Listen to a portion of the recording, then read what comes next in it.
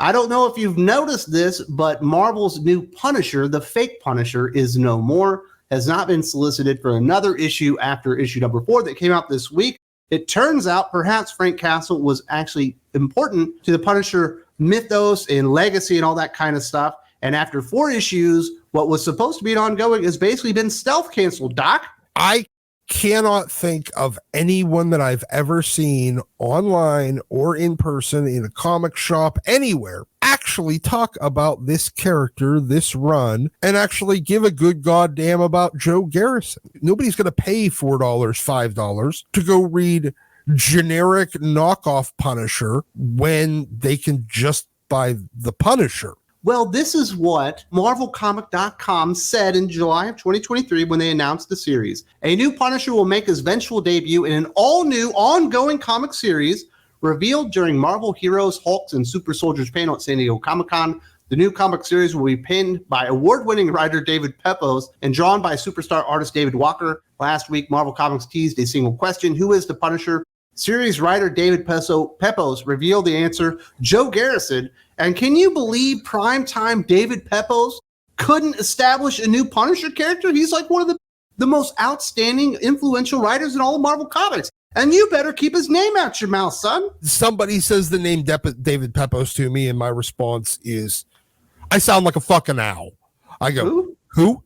That is exactly what comic book readers and comic shop owners and the entire internet said when the announcement was made that David Pepose was going to write it and that it was going to star a character named Joe Garrison. You know, his family gets murdered like by a criminal, just like Frank Castle. He decides to go out there. He's kind of a member of law enforcement. He worked for S.H.I.E.L.D. Obviously, Frank was a cop. They did nothing to make Joe Garrison stand out or unique or interesting. He's just the most bland, boring version of Frank Castle, but without any of the cool history or the buy-in or the obviously the success of the Frank Castle character. Why did they think they could just water down Frank Castle and have a new superstar here? They didn't bother to actually create any personality, any uniqueness, anything for Joe Garrison. They just literally made a cardboard cutout to wear a costume, because it's not about actually trying to replace Frank Castle. It's about taking Frank Castle and something that we like away from us. Well, they also kind of replaced his entire cast.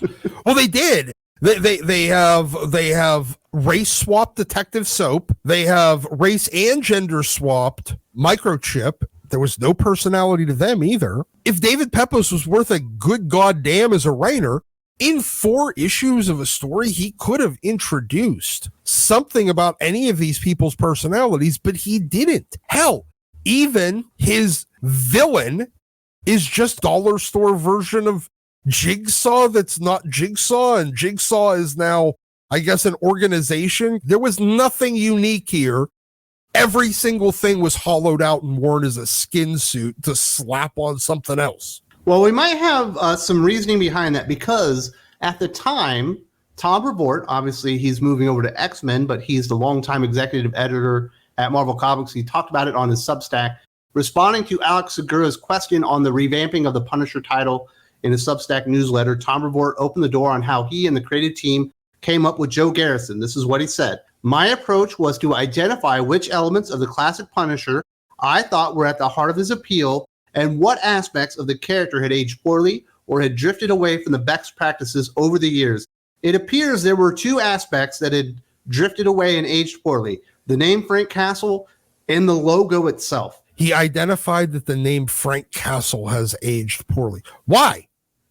It's not like it became like a slur or anything. The only person that's made Frank Castle's name age poorly, I guess, was Jason Aaron, which I assume was at the behest of Tom Abort himself. None of this has anything to do with actually having a Punisher. None of it has to do with things that have aged poorly. It's just about taking things away from people. That's the thing that's aged poorly, Doc. You and I have aged poorly. Yes. Punisher fans have aged poorly is what it really is. Yes. So we'll remove the name. We'll adjust the logo just a little bit so it's still recognizable, but it's not the same thing that people are putting on their cars or wearing as patches on their uniforms and stuff like that. We'll offer up something very similar but not the same. And then they got their answer. No one gave a shit. David Pepose is pretty much a laughing stock at this point. You got a book stealth canceled in 4 fucking issues. Do you have any idea how bad your book has to be to only get 4 issues? Even the worst shit gets 6. And that was, to be expected. It was going to be hard to get a new character over as the Punisher if it wasn't Frank Castle, but I think with the right creator, it can be done. People can take bad ideas and make them successful. It's just obvious that David Pepose and Tom Brevoort weren't up to the task because they thought nothing outside of the box was what they could make this version of Punisher unique. And it failed because of their lack of imagination and no creativity whatsoever. The House of Ideas, it's a running joke at this point. Comics industry, you already have a problem with not getting new readers, even though you think that there's this magical new reader audience out there. And all you've done here is chase away anybody that actually would have been interested in buying a comic book called Punisher between what Jason Aaron did and then this waste of fucking paper. You chased away the only people that are actually willing to give you money for your product. Now, we did read Punisher number 4, the finale of the series. I think we reviewed the first issue. This was supposed to be a review. Obviously, we're not going to be able to go through the issue itself as in-depth as we normally do, but we can talk about a little bit, a lot of examples of why this never really worked and never really got over.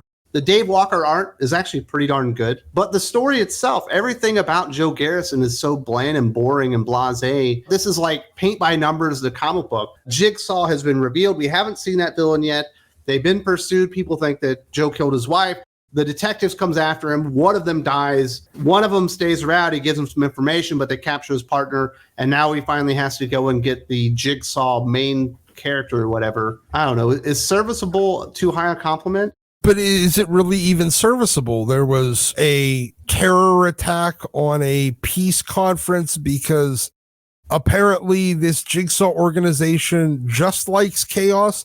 They don't seem to explain why chaos is good for them other than it makes money. Well, are you the one selling the guns? Are you the one making them? How in the fuck are you actually profiting from this? I understand war is money, but you just are doing it for the sake of doing it. The Jigsaw guy almost looks like he's the leader of the Red Hood gang or whatever.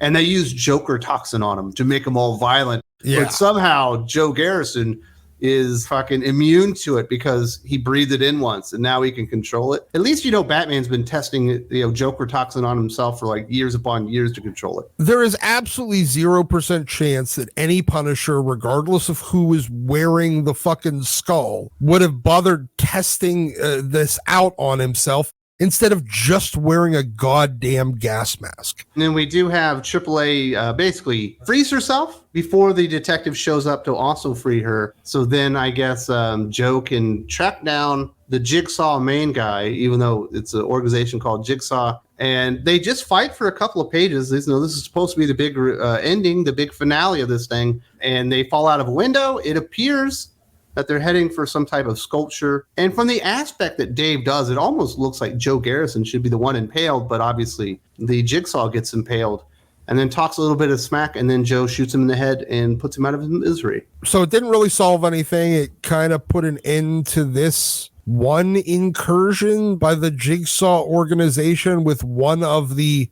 Jigsaw field commanders that kind of looks like he should have been the leader Jigsaw, but apparently there's other Jigsaws that are better than him. I don't understand it. I don't care, and I'm not going to bother to learn to understand it. His big plan here at the end, even though everybody in the Jigsaw organization already knows he's not dead, is to fake his death by inserting a death certificate. He's wanted for murder.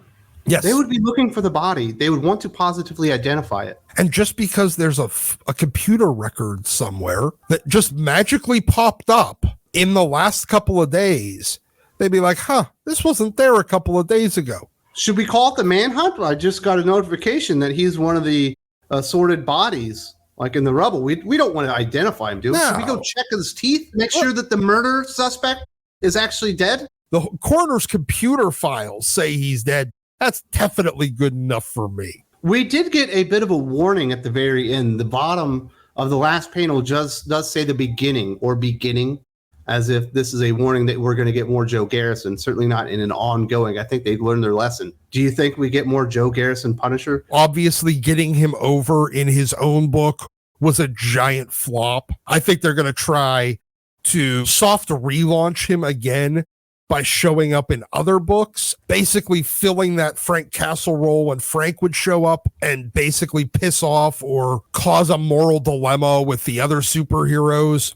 That's what they're going to do. Who the fuck is this guy? I somewhat disagree. I think he is destined to be the Amadeus Cho of Punishers, to where he's still there because they won't let go, but they absolutely have to bring Frank Castle back. We do have Punisher showing up in Daredevil Born Again on Disney+. That's going to be a big-time series that really needs to get their entire MCU on Disney+ back in order. They're going to want Frank Castle, the real Punisher, back by then. He is a very popular character. But they're never going to admit defeat, and primetime David Pepose will likely just be stuffing this guy into whatever comic book gigs that he gets at Marvel over the next year and a half before Marvel just give up on him altogether and realize that he might not be the creator they were looking for. But Tom Brevoort's in the X office now, so David Pepose is another one of those Tom Brevoort projects, similar to Christopher Can't Write Well and all the pet projects that Dan Didio had over at DC, like Mark Russell. David Pepose falls into that category, so he's going to get dragged over there. You'll see Joe Garrison showing up in some X-Men books in the not too distant future because they're going to just keep beating that dead horse. Are you recommending people read Punisher #4, the finale, potentially of the character? I'm recommending that if they even read issue 1 and then they bought issue 2, that they go and get their head examined. It serves no purpose except for to be the not the Punisher. That will do it. But if you want more of Doc and Wes, you need to go over to the Patreon. There's a link in the video description. Doc and I have a much bigger discussion about all this Punisher stuff, including the unfiltered version of our discussion about X-Men yesterday. And we have the Q&A coming up and lots of other fun stuff there, like the Hot or Not podcast with Jim. I've also got the Geek Fix with Aaron Sparrow. We got the Comics Guild with 32 Flavors and Nick Weiser, exclusive comic book reviews, the comic book solicitations, all that stuff and much, much more over on the Patreon. Go check that out. If you are the big geek that you think you are, that is the place to be.